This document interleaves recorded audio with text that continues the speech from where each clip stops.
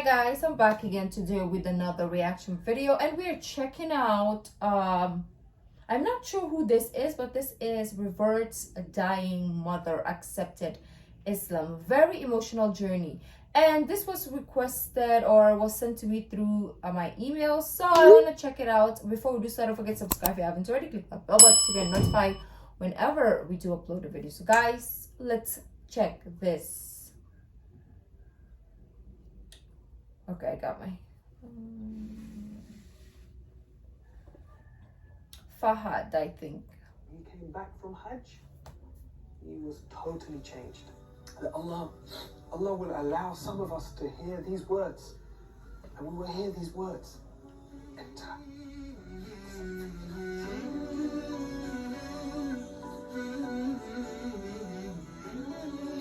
So this verse is very dear to my heart, because this is my hope that I will hear this, and that my children and my parents will hear these verses.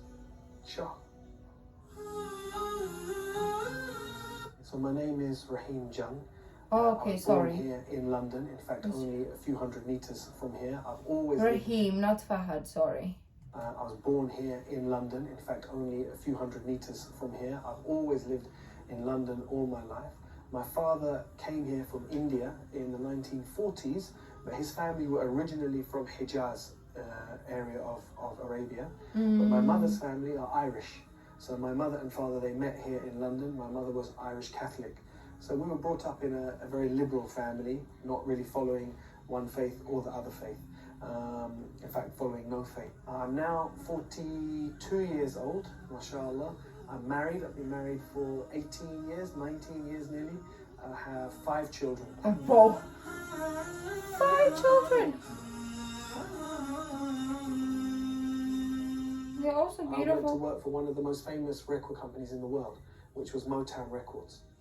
And that's why Motown Records, that was when can afford 5. I really started to mix with different people. So if I was to think about some of the people that I met, some of the people that I worked with Stevie Wonder. And Stevie Wonder is one of the biggest recording artists in the world. Beautiful. I was on the team that organized Stevie Wonder's 40th birthday party. Was he not Muslim at that point? Or was he? Because music in Islam is very, very controversial. And the launch of his Jungle Fever album. And I worked on soundtracks to films. I worked on the soundtrack to Terminator 2. I worked on, in fact, many of the singles that I worked on went diamond, platinum. They had all those discs. So we used to get awarded all those discs. Oh. We didn't have any pressure to follow a religion. And my brothers and my sister and myself, we all went away from Islam. So by the time I was responsible for my own actions, I wasn't following anything. I wasn't Christian. My mother was Christian. I wasn't Christian. And there was no Islam in my life. But really, my religion was, more than anything else, it was music. This was my deen. My deen was music. When I look back now, oh, my nose. There were certain steps that brought me closer to Islam. For me, it was because of the relationship I had with my closest cousin and my friend. And we lived like this, 2 brothers, all the way up until 18 years old. At 18 years old, every summer we used to go for holiday together. And this one summer we made plan for the holiday. And he phoned me and he said, I've got bad news. I said, what? He said, I can't come on holiday. I said, no, why not? He says, I have to go for Hajj. I said, oh my God. He said, I know, what am I going to do? I said, I'll phone your mother. So I phoned his mother. I said, Auntie, please, don't send him. She said, no, he's going for Hajj. He's 18, he has to go for Hajj. I said, no, please. She said, no, he's going. He said, what can I do? I'm sorry. So I went on holiday with my other friends. He went for Hajj. Okay. When he came back from Hajj, he was totally changed. Totally changed. He started to grow his beard. He stopped coming out with us. He wouldn't come anymore to the places where there was mixing and the place where there was music and all of this. He just started to practice his deen. But when I used to meet him, he was content. He was happy. Things started to change. My career started to have some problems. My relationships started to have some problems, but my heart started to feel different. When things started to go wrong in the music business, and they didn't go wrong from a dunya point of view. From a dunya point of view, they were very good. But inside my heart, I was feeling more and more depressed, more and more empty. And it got to the stage one day when I really thought I was going crazy. I was at my house, I thought I was going mad. And I remember thinking about God and making a deal. And there were many, many sins in my life at that time. And I remember saying to God, to say, if you help me in this situation that I'm in now, I will give up all my sins for 3 weeks. This was the deal I made with God. And on that day is when I said, and I will open the Quran and I will read it. And when I opened the Quran and I read it on that day, like a miracle, the verse I read in English, after every difficulty comes ease. فَإِنَّ مَعَ الْأُسْرِ يُسْرًا إِنَّ مَعَ الْأُسْرِ يُسْرًا. And for me,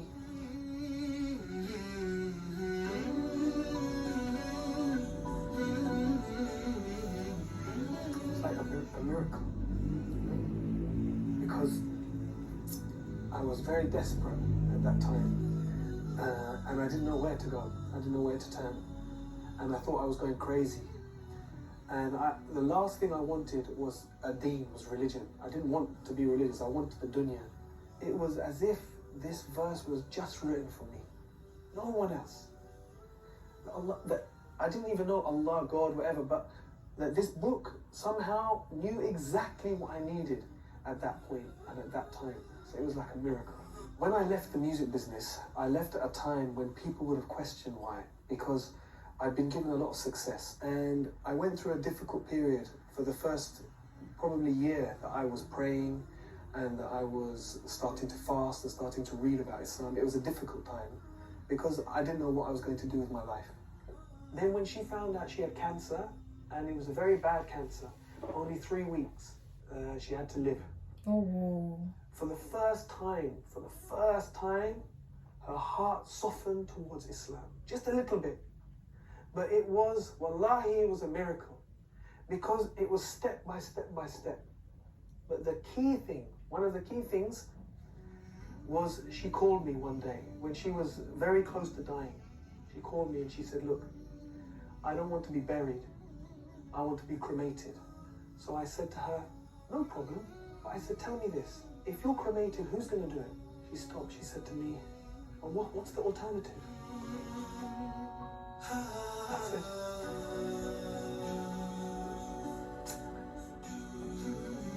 I said, the alternative is if you die, then your sons, me, and your sons, we will carry you. No one else will see you.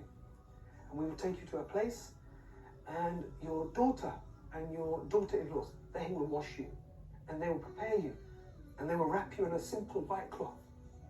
And no one will see you. And in one day, we will bury you in the ground with no coffin, with no fuss, very, very simple. She said to me, that's what I want. She said, that's what I want. But now I had a problem. She's not Muslim. So she phoned my brother and sister and she said, I want a Muslim burial. I would just try very slowly to give her small bits of dawah. If there is a creator, do you think maybe he sent messengers? Do you think maybe he sent people as guides? One day she said, yes, I believe that. So Sheikh, for me, I was happy. For me, I was happy. She believes in a creator. She believes in messengers. I thought, inshallah, I have an excuse. I can make dua for her. I can say to the imam, inshallah, we bury her as Muslim. But my son, he was then 14 years old. He said, it's not enough.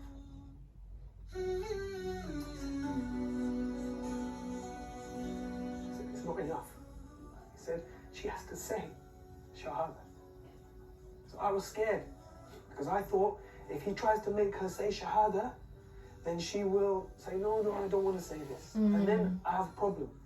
He said, don't worry, Abba, don't worry. I will talk to her. So he went up to her bedroom. He said, and I was downstairs for like 1 hour. And I was walking around, oh my God, what's happening? Did she say yes? Did she say no? And he came down. He said, easy. He said, no problem. I said, what? He said, she gave Shahada. I said, properly in Arabic?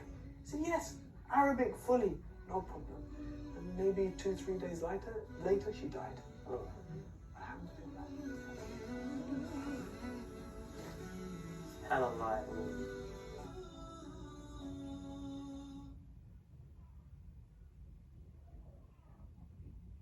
Sit down. I had no plans to go for Hajj that year because there were too many difficulties in the family after my mother died unexpectedly like that. But then Islam Channel called me. And actually their plan was not to take me. They asked me to go and I said, I can't go this year. I've got too many difficulties with the family. Then at the last minute, when there was only a few days to go before Hajj, they approached me. They said, look, we've had some complications. We need you to come as the presenter this year. I said, I'm going to make Hajj for my mother. So within just 3 months of her dying, mashallah, I was able to go and I was able to make Hajj for my mother. And alhamdulillah, share that with millions of people around the world. And so many people called, because she died in Ramadan, and I was doing TV work at that time, Allahu Akbar. People from around the world called and gave sadaqah in her name. What is Someone sadaqah? built a masjid in her name. So many orphans sponsored in her name. So, Allah is Ar-Rahman. Allah is Ar-Rahman.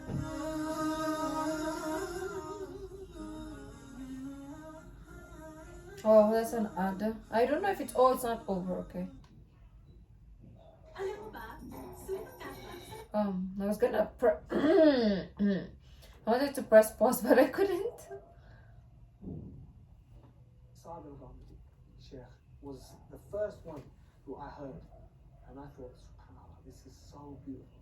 So I used to play last juz all the time, and his recitation of Surah Al-Fajr is so beautiful.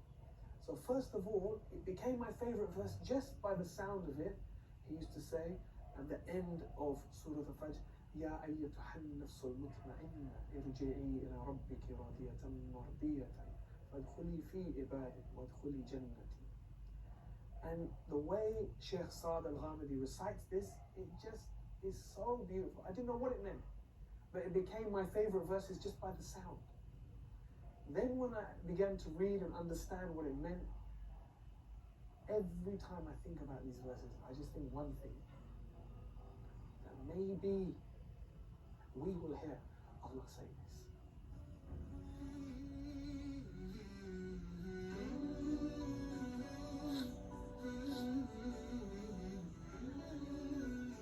That Allah will allow some of us to hear these words, and we will hear these words.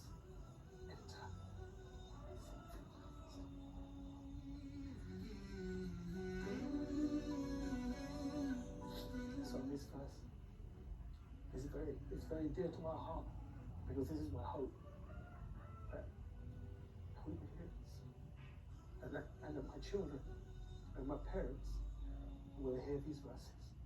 Inshallah.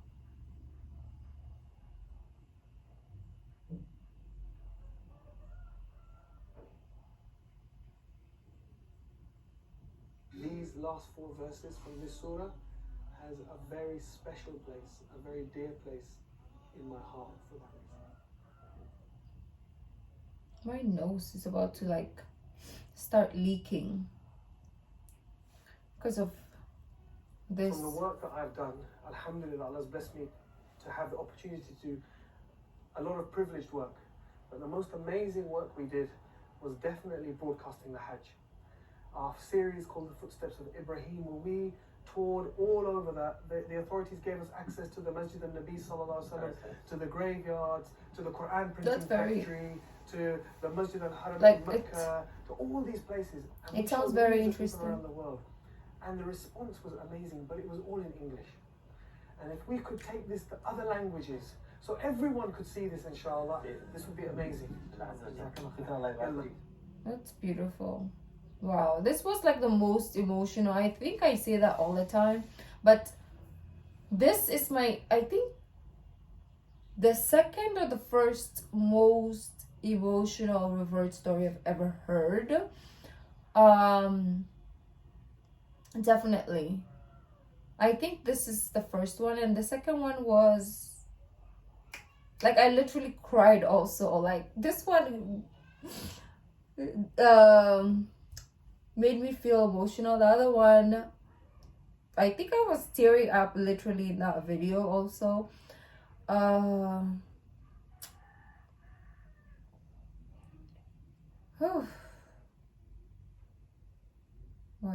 There's so much to like kind of like ponder upon and to still realize and also learn is what I'm getting every day. Let me know what you guys thought. And you know what? It doesn't matter. I was gonna say subscribe and all those things that YouTubers ask for, but it doesn't matter. Watching this video now, I feel like what I'm getting from as an emotion from this video is likes, subscribe, doesn't matter. We're gonna perish and those things will not matter. What matters the most is your faith and your connection to the Creator. I feel all these material things, who cares? They're pointless. Yeah, so this is what I got from this video. It makes me realize that we are on borrowed time and material things are not important.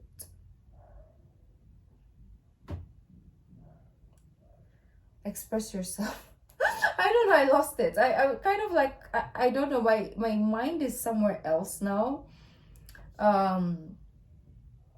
Yeah, sometimes when situations or videos like this I watch, it makes me internalize a lot, and during the whole day sometimes I'm just like, I just sit there and I don't know where I am because